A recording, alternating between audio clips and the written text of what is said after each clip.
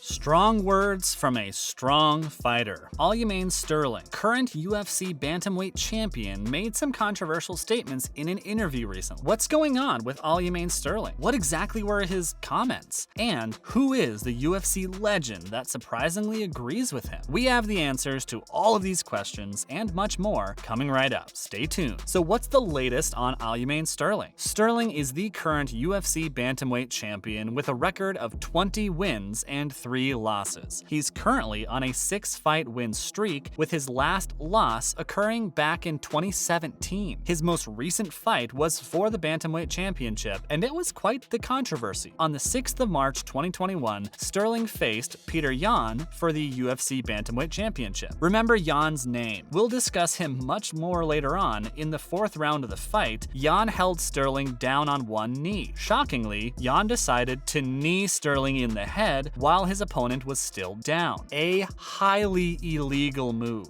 Immediately, the referee stopped the fight. Jan was disqualified for the illegal knee, and Sterling was titled the new bantamweight champion. Sterling became the first UFC fighter to win a title fight by disqualification. Because of this, and Sterling's reaction to winning the fight, many UFC fans believe Sterling does not deserve the belt. Many fans call him a paper champion. Interestingly to their point, Jan was ahead on 2 out of the 3 judges' scorecards. If Jan had not gone with the illegal move, he may have won the fight and held onto his title. Aljamain Sterling is also the host of a podcast, The Weekly Scraps, where he discusses UFC events, predictions, and insights into the life of a professional UFC fighter. Next, what did Sterling say in the interview? Sterling was on the MMA Hour when he was asked about who he would fight next after he defends his championship belt. Sterling responded that he is interested in fighting the number 2 ranked bantamweight TJ Dillashaw. Dillashaw has just returned from a 2-year suspension after testing positive for erythropoietin, a banned substance. Sterling then turned the conversation toward banned substance testing in the UFC, criticizing the fact that the organization uses third-party testing through the United States Anti-Doping Agency, or USADA. After his rant, in which Sterling also said he believes people are still using illicit substances and getting away with it, he went on to say, "It really does bother me. You should do jail time for doing EPO or steroids or any type of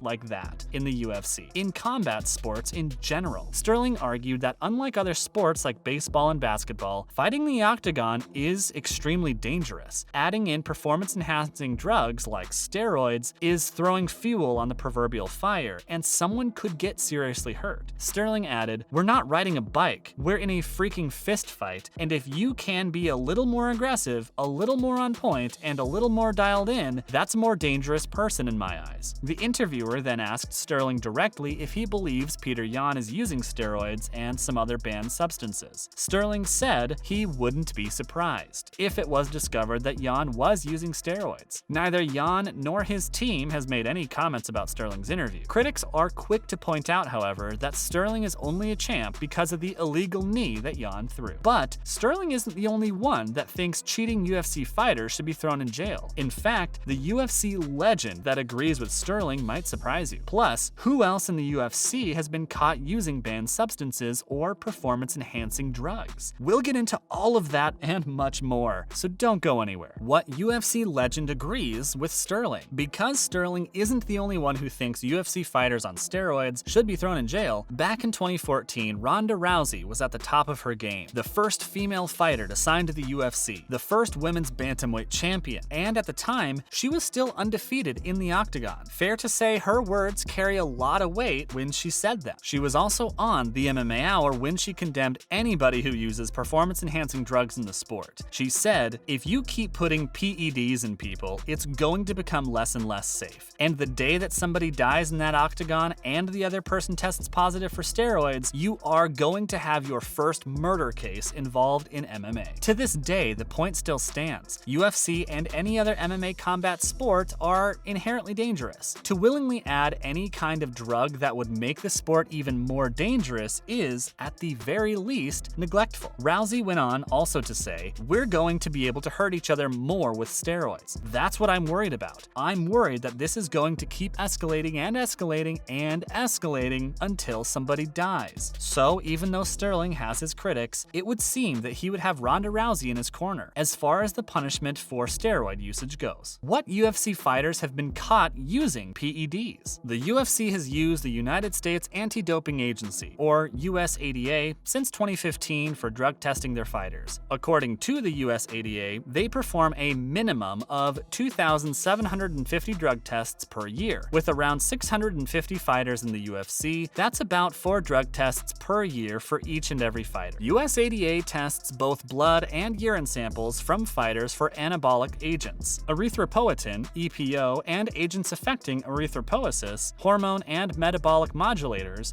along with illicit drugs such as narcotics and cannabinoids. With such stringent testing, it's astonishing how many fighters still try to cheat and game the system. One such shocking revelation was Royce Gracie. The UFC Hall of Famer is considered by many to be the most influential figure in all of MMA. He shamefully lost a fight in 2006 to welterweight Matt Hughes in a first-round TKO. So in an effort to regain his glory, he scheduled a rematch against an opponent from early on in his career, Kazushi Sakuraba. Although Gracie won the fight by decision, it was later discovered in a post-match drug test that he had steroids in his system. Gracie was penalized with a $2,500 fine and suspended for the remainder of his fight license in the state of California, which ended in May of 2008. Now that instance was from a long time ago, but you'd be sorely mistaken if you think steroids aren't being used currently. On the 18th of January 2022, UFC heavyweight Carlos Felipe tested positive for the anabolic agent Boldenone. The sample came just on the heels of Felipe's October 2021 fight against Andrei Arlovski. Felipe's punishment was more severe than Gracie's. He was suspended for 18 months and was also fined 15% of the fight purse, plus persecution fees. While certainly not jail time, heavier fines and suspension time do take a toll on fighters. Not to mention, a positive test means a fighter is branded as a cheater for the rest of their career. When does Aljamain Sterling fight next? Sterling and Jan were scheduled for a rematch at UFC 267 on the 30th of October 2021. Unfortunately, Sterling withdrew due to lingering problems and neck injury. Sterling will now be defending his title against Jan at UFC 273, scheduled for the 9th of April. The location of the event is still yet to be determined. Sterling has leveled a fair amount of trash talking towards Petr Yan on Twitter. Sterling wrote, "Personally, I think cheater Jan is a dirty cheat. Maybe I'm wrong, but I highly doubt it." Jan has yet to comment back and has never failed a drug test in his career. Sterling is looking to prove himself in this rematch, as their first fight ended in that illegal knee from Jan. Sterling only won because of that illegal knee and wants their next fight to end in a more fair fashion. Jan wants his belt back and also wants to prove himself. After their first fight, Jan realized he had made a mistake and was apologetic to Sterling. Writing on Twitter, "I apologize and wish a speedy recovery to Aljamain Sterling. I didn't mean to throw an illegal strike. I just made a big mistake and I paid for it." More recently, however, the two have been going back and forth on social media. Jan called Sterling a fake champion, and Sterling responded, "Every last word you say will be hilarious to say to you as I piss pound your face from full mount." UFC 273 will be an exciting match between the two. That is for certain. Who else is fighting at UFC 273? The bantamweight belt isn't the only title up for grabs. Current featherweight champ Alexander Volkanovski will be defending his title against Chang Sung Jung. There will be 2 women's bouts that night as well. In the bantamweight division, Aspen Ladd will be taking on Irene Aldana. Meanwhile, in the strawweight division, Mackenzie Dern will be squaring up against Tisha Torres. What do you think? Do you agree with Jan that Sterling is a fake champion? Do you agree with Sterling that UFC fighters should be thrown in jail if caught on steroids? Are there any other fights at UFC 273 that you are looking forward to? Leave your answers in the comments below and make sure to subscribe for more UFC news.